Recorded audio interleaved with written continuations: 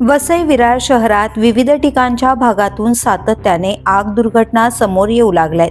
नालासोपारा पूर्व येथील आचोळे परिसरातील चौधरी मेडिकल स्टोअरमध्ये शनिवारी सकाळी भीषण आग लागल्याची घटना घडली. या आगीत संपूर्ण दुकान जळून खाक झाले आहे.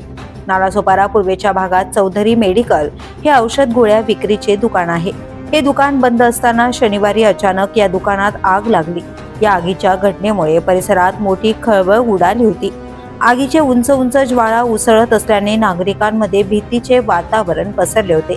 या घटनेची माहिती येथील नागरिकांनी वसई विरार महापालिकेच्या अग्निशमन दलाला दिली. माहिती मिळताच अग्निशमन दलाने तात्काळ घटनास्थळी धाव घेत आग आटोक्यात आणली. The police news bureau, Vasai Virar.